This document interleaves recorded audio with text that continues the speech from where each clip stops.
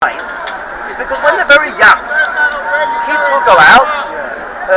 The thing their parents are sort of allowed and sort of not allowed to give them is Coke. Some people will tell you, oh, don't go around their house, they give them Coca-Cola all the time, right?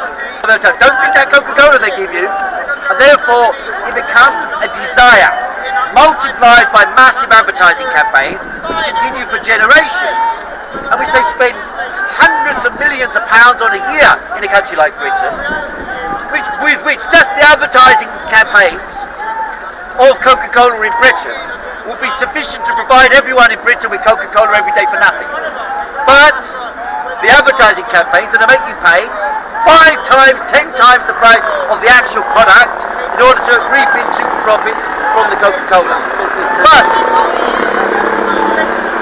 there's Coca-Cola! Coca-Cola! Oh no, not you! I thought. Do we want a recipe? No! 2 questions!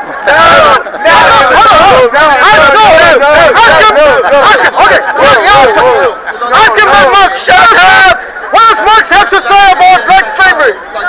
Oh, tell us. He's pro-slavery! He's pro-slavery! Yeah, okay, come on. Hold on. I thought it was supposed to help. It was supposed to help labor. Is that not true? Is that not true? Is that not true? You're frothing at the mouth. I might be, but I'll ask you a question.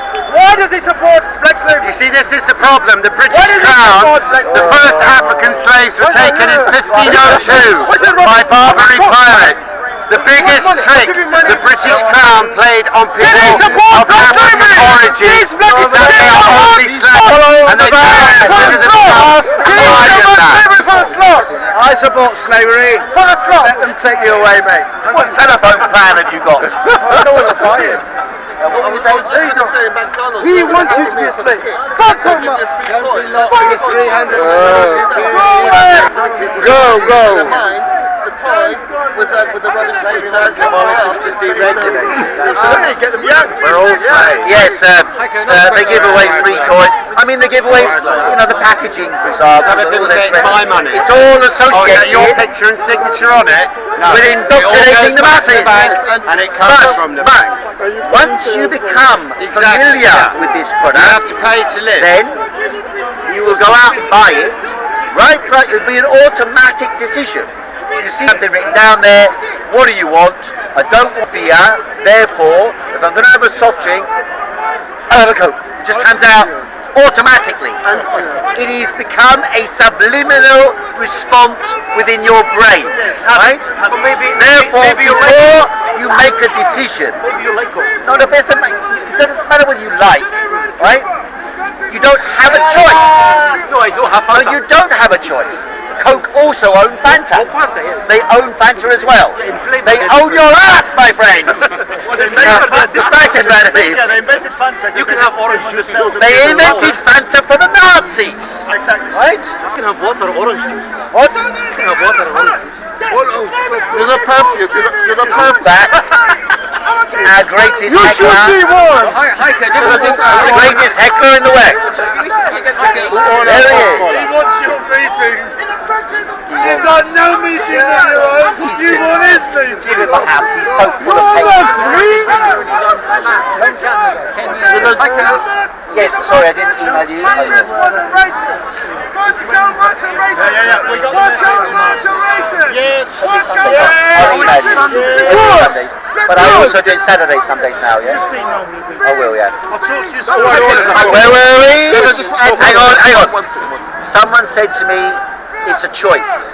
Right? You have to move everything away away. now. But anyway, it's a choice. It's not actually a choice because studies have shown that when human beings think they are making a conscious choice, their unconscious has already decided for them what they will do. So for example, when I say something now, my unconscious decided before I say it what I'm going to say. When you stand the way you're standing or look the way you're looking now, your unconscious has decided for you how you will do that before you consciously think about it. 9 times more powerful. That is why the subliminal penetration of your brain by Coca-Cola, as an example, becomes an automatic response. You see Coca-Cola before you know what the word says, right? Who owned it? Huh? Who owned Coca-Cola? I own it. Coca-Cola's shareholders, Mr. Coca-Cola. Heiko, don't you think the Olympics have become... I'm not trying to have it like a Naomi Klein attack on the entire culture of capitalist accumulation of commodities by all you thickos.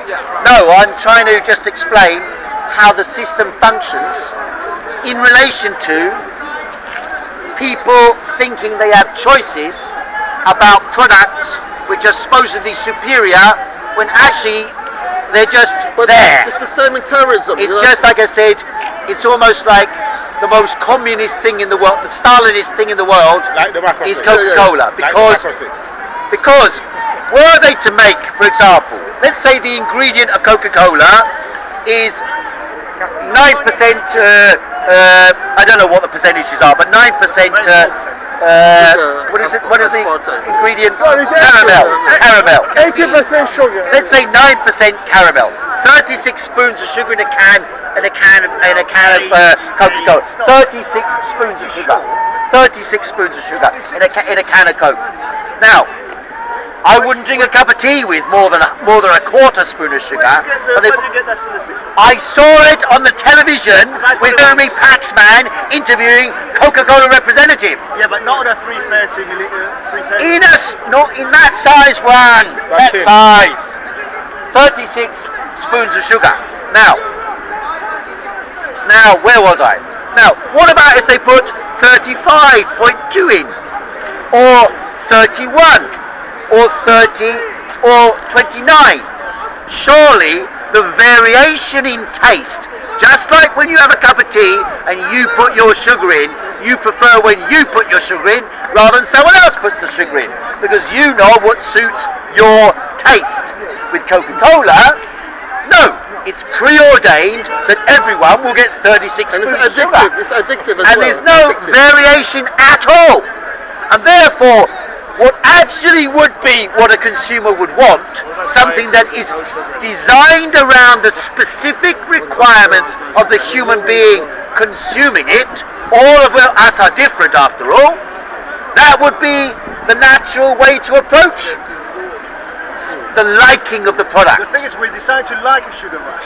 The like we're talking about here is like a Facebook like, right? Never mind all that. It's like a like. In leather trousers. I think they're very sexy. Turn around, let's have a look.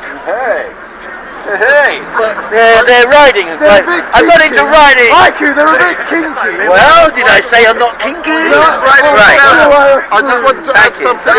You didn't say that about him. Look at him. Every week he comes up here looking like Versace, right?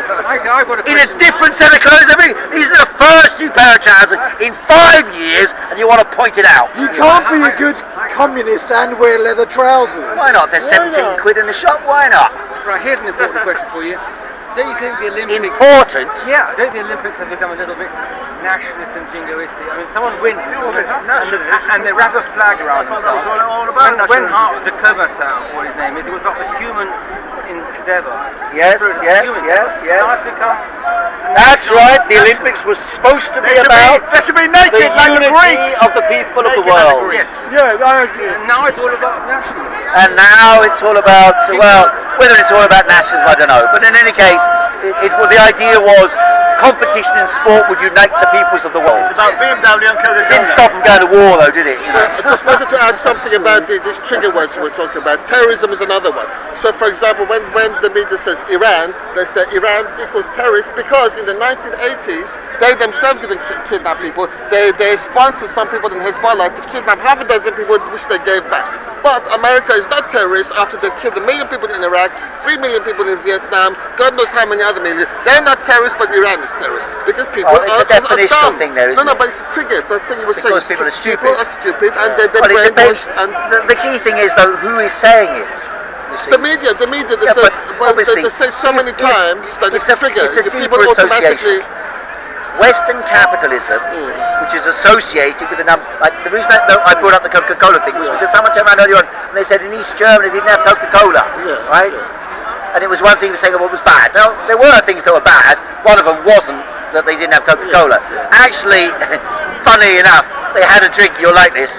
The Coca-Cola they had, the most popular Coca-Cola in East Germany was called Prick Cola.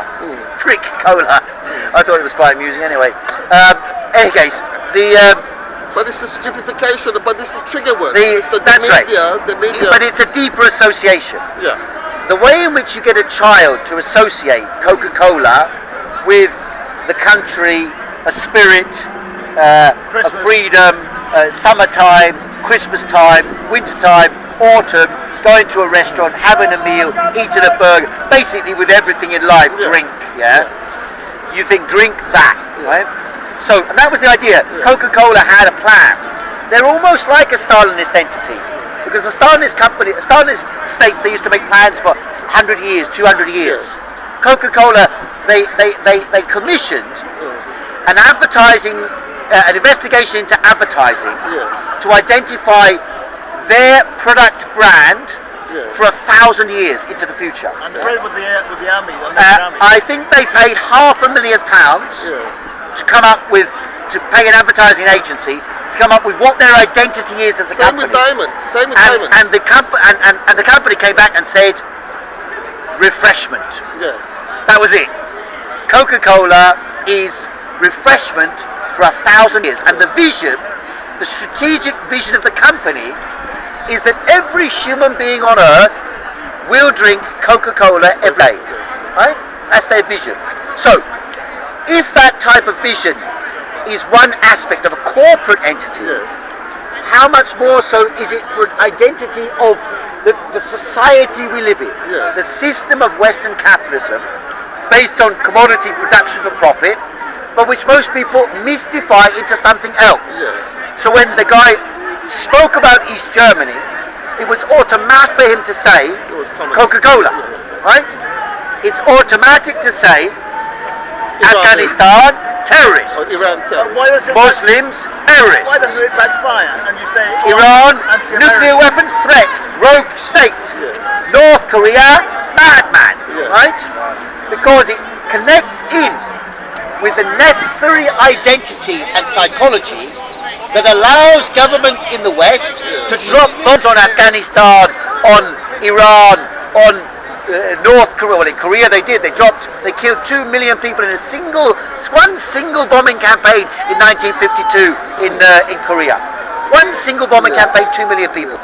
So, how can you justify that to your children who you're teaching about war, unless they associate every barbaric act carried out by our governments with the most positive things in their lives, the identities of those positive things.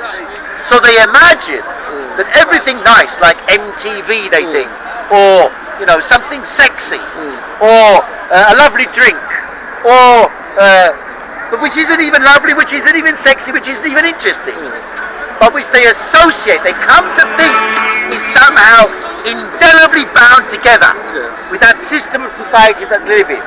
And therefore, when you attack an aspect, their concept of terror, the idea that Coca-Cola is good for you, etc., etc. When you attack any aspect of these cultural, subconscious triggers in the mind of the masses, then the reaction will be just like if you talk to a Muslim and you speak to them, you argue for atheism.